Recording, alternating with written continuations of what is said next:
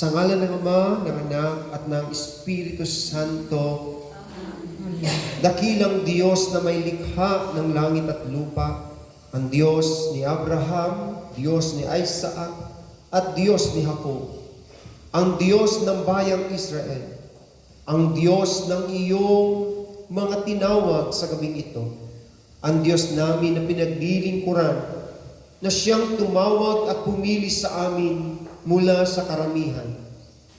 Sa kabila, O Diyos, ng aming pong mga kakulangan, sa kabila ng aming mga pagkakasala at pagkakalayo sa iyo, patuloy niyo po kami na tinatawag. Patuloy mo kami, O Diyos, na dinadala sa presensya mo. Kung bakit kami narito ngayon, ito'y dahil sa kalooban mo, hindi dahil sa ginusto namin, kundi ito ang sandali at pagkakataon ibinigay mo upang kami makalapit sa iyo. At naniniwala ako, Panginoon, na walang taong lumapit sa iyo na iyong binigo. Sila, O Diyos, na may mga kadiliman, may mga problema, may mga sakit at mga sakuna na dumarating sa kanilang buhay na hindi na nila kayang iwasan. Sa gabing ito, hayaan niyo po na ang iyong mga salita na siyang magbigay liwanag, ang siyang magbigay ng direction sa kanilang buhay pananampalataya. At minsan pa, Yahweh, sa iyong kamay ko po pinagkakatiwala ang sandaling ito na aking pagkakatayo. Hayaan niyo po na ikaw lamang ang siyang marinig, ikaw lamang ang siyang maranasan, at hayaan niyo po ang salita mo ang siyang magbigay ng karunungan sa bawat may unawa. Yahweh, lahat ng ito ay amin ang inaangkin at pinagpapasalamat sa iyo lahat ng parangal, papuri, pagdakila, magpaswalang hanggan. Sa ngalan ng Ama, ng Anak, at ng Espiritu Santo, purihin ang Panginoon. Ating pong mabuting balita ay hahanguin po natin ayon sa mabuting balita ng Apostol Mateo. Ang kabanata ay 4, talata 12 hanggang sa mga sumusunod na talata. At ganito po ang sinasabi po niya in Matthew chapter 4 verse 12 up to the following verses. Nang mabalitaan ni Jesus na ibinilanggo si Juan, bumalik siya sa Galilea, ngunit hindi na siya sa Nazareth na nirahan, kundi sa bayan ng Capernaum, na nasa baybayin ng lawa ng Galilea, sa sakop ng Zebulon at Neftali. Sa ngayon natupad ang sinabi ni Propeta Isaías, lupain ng Zebulon at lupain ng Neftali, daanang papunta sa lawa sa ibayo ng Jordan, sa Galilea ng mga Hintil. Ang mga taong nasa kaliliman ay nakakita ng maningning na ilaw. Sa mga nakatira sa lilim ng kamatayan ay sumikat ang liwanag. Magmula noon ay nangaral si Jesus. Itinuturo niyang magsisi kayo at talikuran ang inyong mga kasalanan sapagkat malapit nang malapit nang dumating ang kaharian ng langit. Minsan naglalakad si Jesus sa tabi ng lawa ng Galilea, nakita niyang naghahagis ng lambat sa lawa ang dalawang mangingisda, si Simon na tinatawag ding Pedro at ang kapatid niyang si Andres. Sinabi ni Jesus sa kanila, sumunod kayo sa akin at gagawin ko kayong mga mangingisda ng mga tao. Noon di iniwan nila ang kanilang mga lambat at sumunod kay Jesus. Napatuloy siya ng paglalakad at nakita rin niya ang magkapatid na Santiago at Juan na mga anak ni Zebedeo. Sila'y nasa bangka kasama ng kanilang ama at nag-aayos ng lambat. Tinawag din sila ni Jesus Agad nilang iniwan ang bangka at ang kanilang ama at sumunod kay Jesus. Nilibot ni Jesus ang buong Galilea at nagtuturo sa mga sinagoga at ipinangaral ang magandang balita tungkol sa paghahari ng Diyos. Pinagaling niya ang lahat ng uri ng sakit at karamdaman ng mga tao. Mga magulang at mga kapatid, ito po ang mabuting balita para sa ating kaligtasan. Pinupuri ka namin, Pinoong Hesukristo. Palakpakan po natin ang pagkabasa ng kanyang ebanghelyo. Come on, give me praise. Hallelujah. Glory to God. Kamayan po ninyo ang inyong katabi. Sabihin niyo sa kanya, Sister, Brother, nahahalata kong lalo kang yumayaman, gumaganda. Amen? Amen. Yan ang mga anak nila. Siya ay paganda ng paganda, pabuti ng pabuti, payaman ng payaman, pabata ng pabata. Amen? Okay, pwede na po tayo magsiupo ng ating Yahweh Shaddai. Sana all mayaman. At mga kapatid, hindi ko lang muhabaan yung ating pong talk sapagkat mamaya ay meron po tayong malaking selebrasyon na mangyayari sa gabi ito.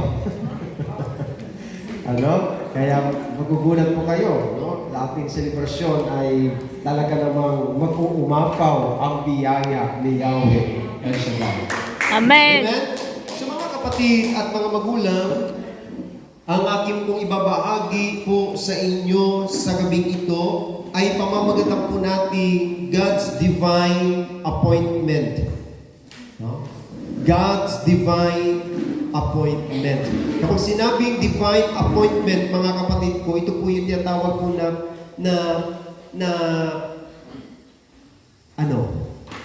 appointment. Di ba? Meron tayo tinatawag na family Appointment. Yan.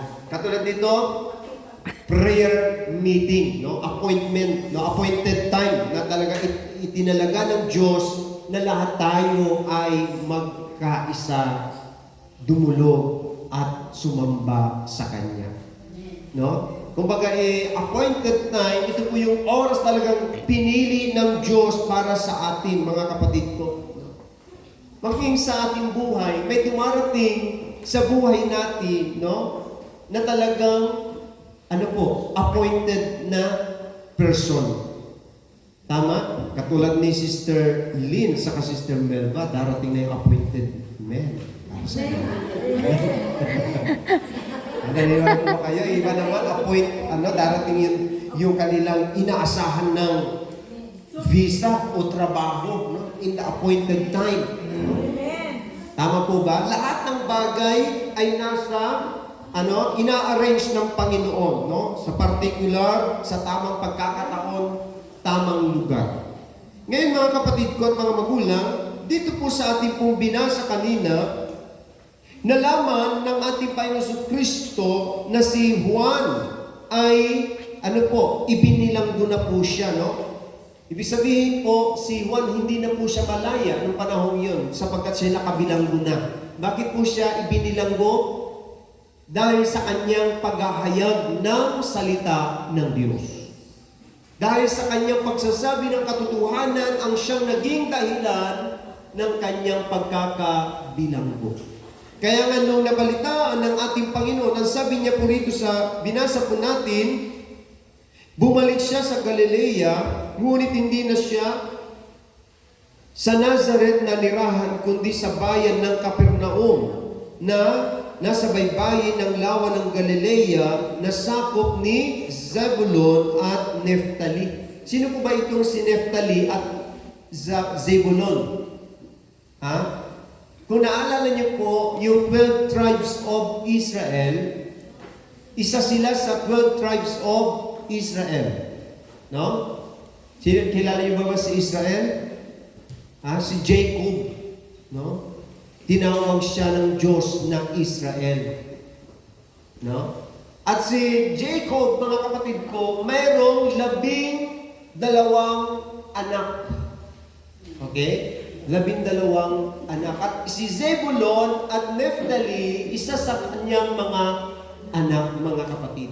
So dito po, makikita niyo po mga kapatid ko, no, bago ko ituloy po sa inyo, no, alam niyo po yung kwento patungkol kay Wugman o ni Jack, no, narinig ko po yun. No? Si Jack Wugman, mga kapatid ko, siya po ay naglalakad sa ano po, sa dalampasigan ng panahong iyon, mga kapatid ko. Sa kanyang paglalakad doon po sa dalampasigan, nagkaroon ng pagbabago ang kanyang buhay. Paano yun? Naglalakad lang siya, brother, nagbago ang kanyang buhay. Nagkaroon ng malaking pagbabago ang kanyang buhay magpakailanman. No? Bakit po? Sapagkat sa kanyang paglalakad, ayon sa kwento, ay nakapulot siya ng isang bote. Gin. Gin yaga. Sister Jenny nandiyan. Okay.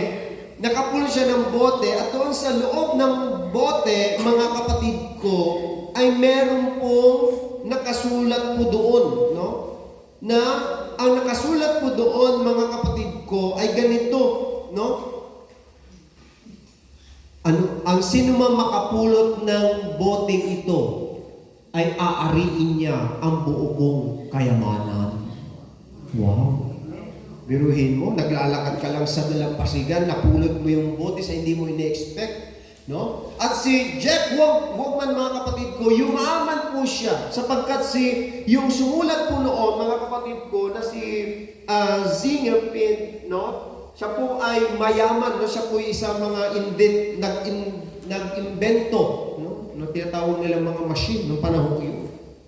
Kaya alam niyo po, si Jack Wugman, yumaman po siya, nagkaroon ng malaking pagbabago at pag-asa ang kanyang buhay. Yun yung tinatawag na appointed time. Hello? Kayo po ba, naniniwala po kayo, darating ang oras, baka sa paglalakad ninyo dyan, sa pagpupulot ng bote, no? Nakapulot kayo bigla ng isang ginto, no? Diba? Malay ninyo, no? Sa pagpupulot mo ng bote, yung pala may nakalagay na sulat, ikaw ay panalo. Paano ka panalo? Panalo ka kapag ibininta mo itong boteng ito, hindi ka talo. Biruhin mo, mamumulot ka lang 30 agurot. Tama? 30 agurot? Ay ilan yung 50? 50. Oh. Sa loob ng isang taon, araw-araw ka namumulot ng 50. Yayaman ka talaga noon, kapatid. Di po ba? Walang imposible, mga kapatid ko. So dito po, mga kapatid, balikan ko po yung tatlong bagay that God's divine appointment, mga kapatid ko, ang sabi niya rito ay sa ating pong buhay, katulad po ni Jack Wugman po, ay sinasabi nilang aksidente lang ang nangyari. Pero sa Diyos, walang aksidente. Naniniwala kayo? Yung pagparito na lamang po ninyo, mga kapatid ko, hindi po yan aksidente. Yan ay divine appointment ng Diyos sa ating kanyang mga lingkod. Amen? Kahit sabihin na natin tayo po ay nagkasala, lumayo tayo ng lumayo, pero tandaan natin sa tuwing tayo po ay lumalapit sa Diyos, yun po yung God's divine appointment. Amen? Kaya ngayon sa gabing ito, katatagpuin ka ng Panginoon. Amen? So ngayon po, what are God's divine appointment, my dear brothers and sisters? Sinasabi niya po rito sa verse 12 to 17, God's divine appointment of freedom. Freedom. Bakit po, mga kapatid ko? Dito sa sinabi niya sa verse 12, no, nung si Jesus ay dumating doon po, na sabi niya, bumalik sa Galilea, ngunit hindi na siya sa Nazareth na niran, kundi sa bayan ng Capernaum na nasa baybayin ng lawa ng Galilea, na sakop ni Zabulon at Naphtali. Ano sabi niya dito? Sa pagdating ng ating Panginoon, naganap yung isinulat o yung propesiya ni Propeta Isaías. Ano yung sinabi ni Propeta Isaías? Ang sabi niya, lupain ng Zebulon at lupain ng Neptali, daanang papunta sa lawa sa ibayo ng Jordan, sa Galilea ng mga hintil. Ang mga taong nasa kadiliman ay nakakita ng maningning na ilaw. Sa mga nakatira sa lilim ng kamatayan ay sumikat ang liwanag. Mula noon ay nangaral sa Jesus at itinuturo niyang magsisi kayo at talikuran ang inyong mga kasalanan sapagkat malapit nang dumating ang kaharian ng langit. So tingnan niyo po mga kapatid ko at mga magulang, daang taon, sabi niya po, 2 taon na ang Israel ay wala pong katiyakan, no? Si Zebulon at Neptali po mga kapatid ko, sila po yung larawan ng namuhay sa kawalan ng pag-asa. Pero mga kapatid ko, no? Sinabi nga po niya rito na isinulat ni Mateo nung dumating ang ating Panginoon, yung lupain na balot ng kadiliman at kawalan ng pag-asa ay nagkaroon ng kalayaan. No? Napalaya dahil dumating. Sino yung dumating? Si Jesus. Si Kristo dumating sa kanilang lugar o sa kanilang buhay. So sa buhay din po natin mga kapatid ko, no? Ang tao na nawawalan ng pag-asa mga kapatid ko dahil sa tinatawag po na sa tingin natin, no, sa sitwasyon po natin, nawawalan na tayo ng liwanag. Nawawalan na tayo ng pag-asa. Di ba pag ang tao nawawalan ng pag-asa, madilim ang kanyang buhay. Di ba? Lalo kapag yung gutom na gutom ka na, nagdidilim ang paningin mo. Tama ba? Tama. Tapos pag bigla kang nakainom ng malamig na tubig at nakakain ka ng mainit na pandesal, nagliliwanag ang iyong paningin. So sa buhay spiritual mga kapatid ko, ang bayang ito, ang buhay ni Zebulon, ang kan ni Zebulon at Neptali po ay larawan po na sila po ay nasa tinatawag po na kadiliman. No? Pero dahil sa, ang sabi ng banal na kasulatan mga kapatid ko, ay sumikat ang liwanag. Nagkaroon ng pagsikat ng liwanag, nagkaroon ng pag-asa, sapagkat si Kristo'y dumating na. Amen. Amen? Amen. Kaya sabihin mo sa katabi mo, kapatid, Kapatid, pag dumating si Kristo sa buhay mo, kung dumating si Kristo sa buhay lahat mo, ng karamdaman mo lahat ng karamdaman mo ay palalayain niya. ay palalayain niya. Amen? Lahat ng Amen. ating mga karumihan, lahat ng ating mga pagkakasala, lahat ng iyan ay palalayain ng Diyos ang buhay natin. Amen? Amen. Sino dito dati alipin ng bisyo, alak, sigarilyo, ano pa? Alak, sugal, lalaki, babae. Tong-its daw.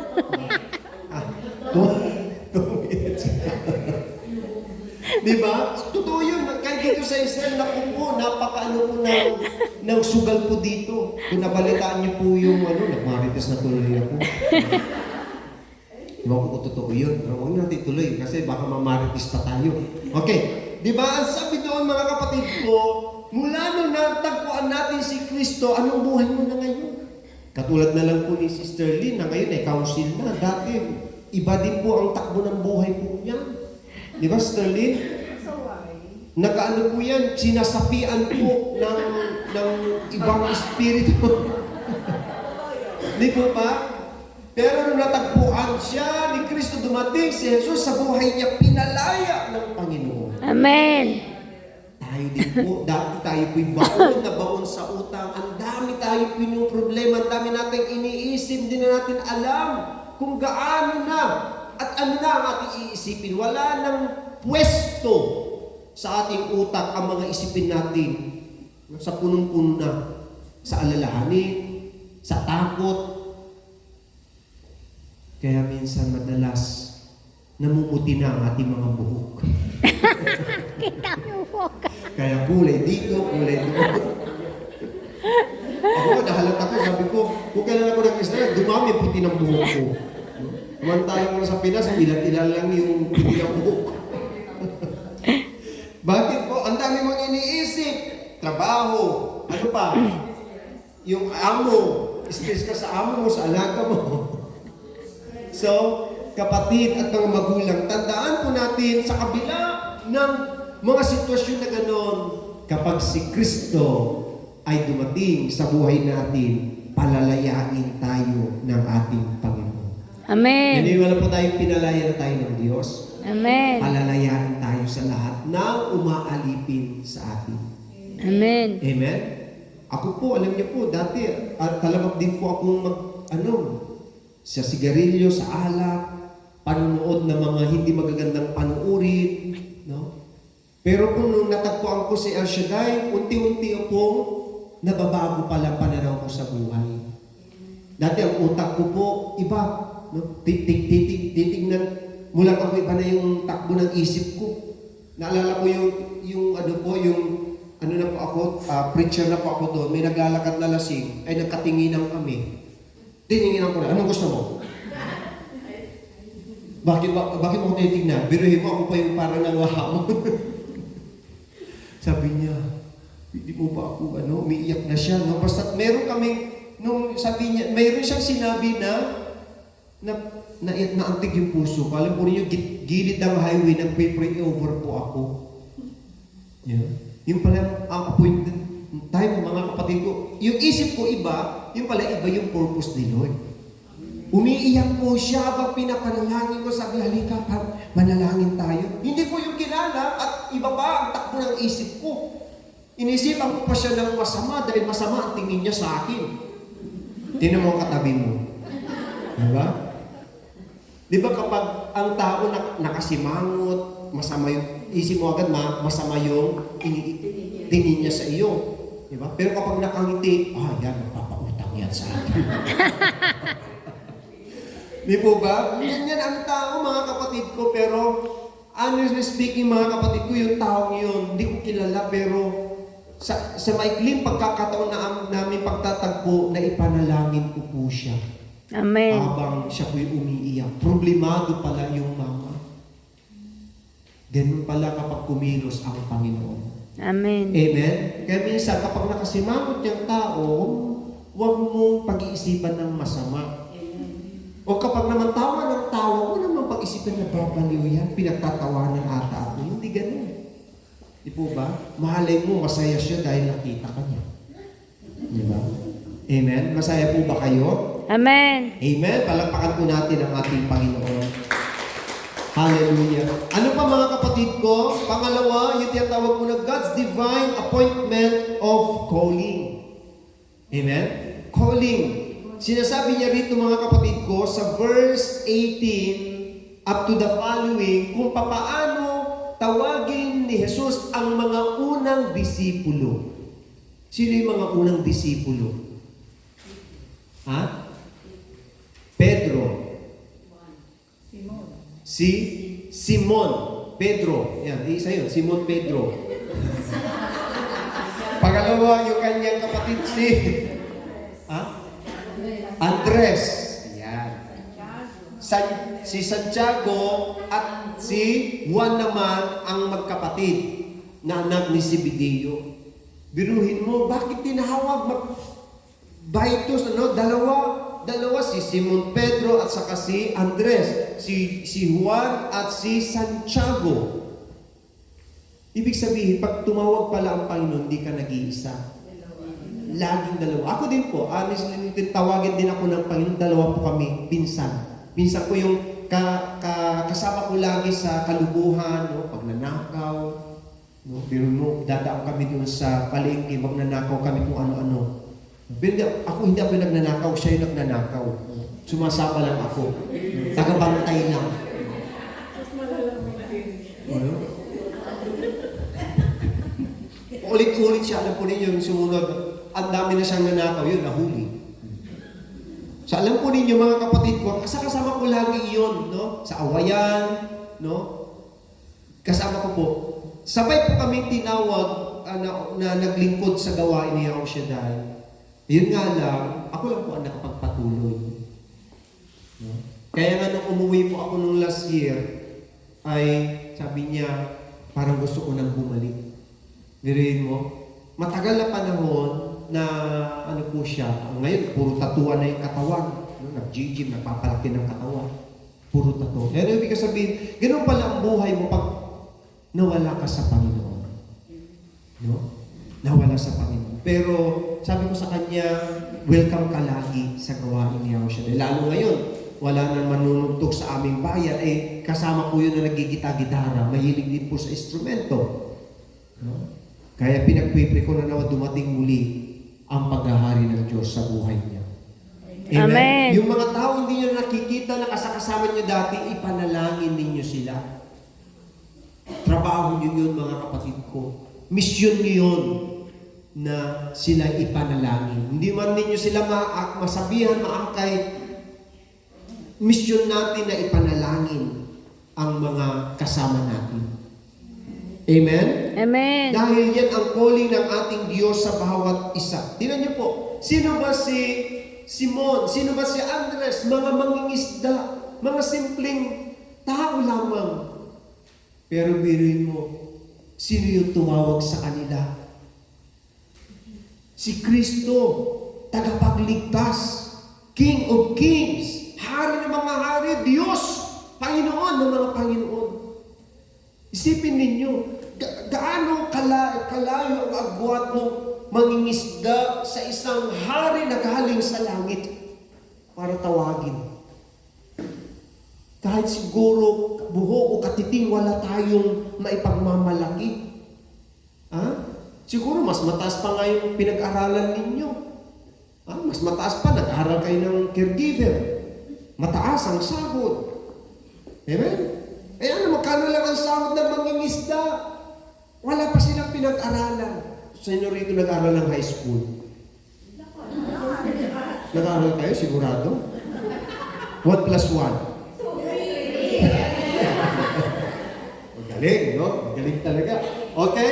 So, biruin niya, isipin mo, isa lang mangingisda ordinaryong tao, tawagin ka ng taong hindi mo kilala. Pero tumugon sila. Bakit sila tumugon? Sapagkat iba ang tumawag ay Diyos. Amen. Kapag ang Diyos ang tumawag, hindi ka makakatanggi. Sa gusto mo, masaktan ka man, masaktan, alam mong mahirap ang tumugon sa panawagan ng Diyos. Marami kang pagsubok, marami kang daraan ng mga problema at persecution. Pero bakit tumugon ka? Katulad ng mga unang disipulo. Tinawag ka.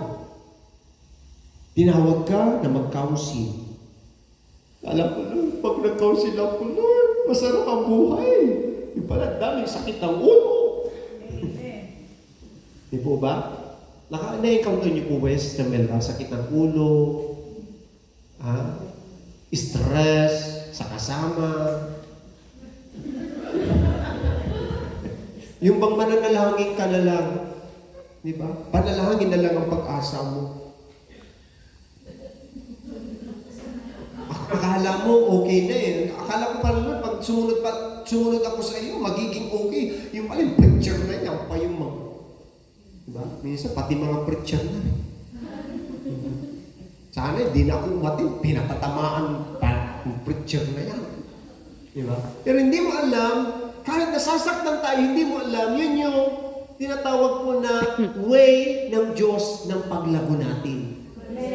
Kasi pag hindi ka nasasaktan, hindi mo nararamdaman yung pain sa iyong paglilingkod, hindi ka magiging matatag o tunay na alagad ni Kristo. Amen. Yan ang dapat natin tandaan. The more tayo nakakaranas ng pain, hirap sa paglilingkod, nangangahulugan, kasama mo si Yahweh El Shaddai. Amen.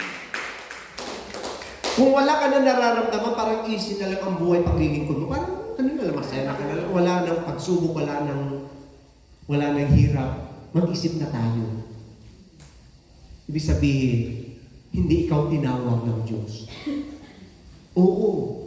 Kung puro sarap, ligaya ang paglilingkod natin, hindi na tayo nakakaranas ng mga persecution, pinipersecute ka, sinisiraan ka, pinagbibintangan ka, et cetera, na wala namang katotohanan. Sabi ng Bible, magtuwa ka, magalak. Sapagkat malaki ang gantimpala mo sa langit. Dahil tinawag tayo ng Diyos. Amen po ba? Amen. Kaya kung meron tayong mga nararanasang mga pain sa ating buhay paglilingkod, ibig sabihin, may darating na biyaya ang Diyos sa buhay. Amen? Amen. Palakpakan po natin si Yahweh El Shaddai. At pangatlo po, binibilisan ko na po ito sapagkat meron tayong oras, no? God's divine appointment of hope. Ha? Diruhin ninyo mga kapatid ko. Bakit nagkaroon ng hope o pag-asa mga kapatid ko at mga magulang?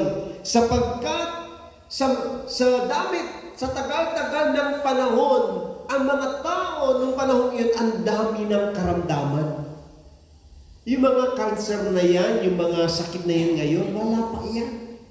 Bago na lang yan. Kumbaga na-upgrade lang. Pero nung panahon ni Jesus, o bago dumating ang ating Panginoon Jesus, matindi at malala ang mga sakit na tumatama sa mga tao. Bakit? Diruhin ninyo mga kapatid ko yung anibang ka lang na masamang espiritu. Hindi kaya pagalingin ng doktor yun. Kahit anong inumin mong gamot. Kahit uminom ka ng Buntormen. Magpatulog. Kahit anong inumin mo, hindi ka talaga, dahil masamang espiritu yan. At walang pwedeng makatalo sa evil spirit kung wala si Kristo sa buhay ng isang tao. Amen. Kaya nga, katulad ng mga cancer na yan, yung mga biglang, nasisiraan ng bait, o yung tinatawag na stress, depression, lahat ng yan ay gawa ng evil spirit. Karamdaman physically, yes, pero yan ay nanggagaling yan sa kaloob-looban doon sa masamang espiritu na pumasok sa katawan ng tao. Kaya kahit na ay naglilingkod na, kahit tayo po ay nasa gawain na, minsan inaatake pa rin tayo ng depression, inaatake tayo ng karamdaman. Why? Why? Sapagkat anak ka ng Diyos. Alam ka naman ang titirahin ng demonyo, yung kakampi niya na. Kakampi niya yun. Di ba? Ang titirahin niya, yung hindi niya kakampi. Yung taong lumalapit sa Diyos, yun yung pipilitin niyang uusigin, sisirain, magpapadala siya, papanain ka niya ng papanain ng sama ng loob, hindi pagpapatawad, ano pa, katamaran, ano pa, pride, no? Papanain tayo ng mga malalaswang isipan, masasamang isipan. Yan ay lahat ay karamdaman na galing sa masamang espiritu. At marami nang nakaranas ng mga taong iyan bago dumating si Kristo. Pero nung dumating po siya, nagkaroon ng pag-asa ang kanilang buhay sapagkat pinagaling ni Jesus lahat ng uri ng karamdaman ng tao. Pinalaya ng Diyos, inalis ng Diyos ang anumang mga sakit na dala ng masamang espiritu. Ilan sa atin dito maaaring pinalaya sa masamang espiritu? Totoo? Pinalaya tayo sa tinatawag na rebellious spirit. No? Di ba sinasabi ko na yan, dati rebelde din po ako. No? Galit, hinanakit sa aking magulang ang ini-inject ng demonyo, no? Kaya kaya pati kuya ko inaaway ko, nagsusuntukan kami kasi kunting ano lang po, away agad. Sapagkat ang ini-inject ng kaaway ay yung galit at ano po? Iyabang. Pero salamat sa Lord dahil sa kanyang salita, dahil sa Panginoon na siyang ating sinasamba, unti-unting nagbabago ang buhay. Yes, sabihin natin, hindi pa perfect, hindi ka pa perfecto, hindi pa ganap, pero at least, kahit man lang 10%, may nabago. 1%, malaking bagay na kaysa yung wala. Diba? Walang-wala talaga. Pero kahit yung 10% na nagkaroon ng pagbabago, 1%, ibig sabihin yung maliit na porsyentong iyon, doon magsisimula na magmiministeryo ang ating Panginoong Jesucristo dahil nandyan ang kanyang banal na Espiritu. Amen. Amen? Amen. Palakpakan po natin si Yahweh El Shaddai. So, sabi niya, ang Diyos hanggang ngayon ay nakikipag-appointment sa atin, mga kapatid ko. Nasa atin na lamang po, no, kung tayo po ay tutugon or hindi. Nasa iyo yung desisyon. Kung sa panawagan ng Diyos, yung panawagan niya, nais niya tayong palayain, nais niya tayong tawagin bilang kanyang mga disipulo, at nais niya tayong bigyan ng pag-asa. Nasa atin na po yun, mga kapatid ko, yung pagbabago ng takbo ng ating buhay. Pero tandaan natin, andyan lagi ang tulong ng Panginoon. Amen? Amen. Hallelujah. Palakpakan po natin ang ating Diyos na buhay. Yung malakas na papuri para sa ating Yahweh El Shaddai. Hallelujah.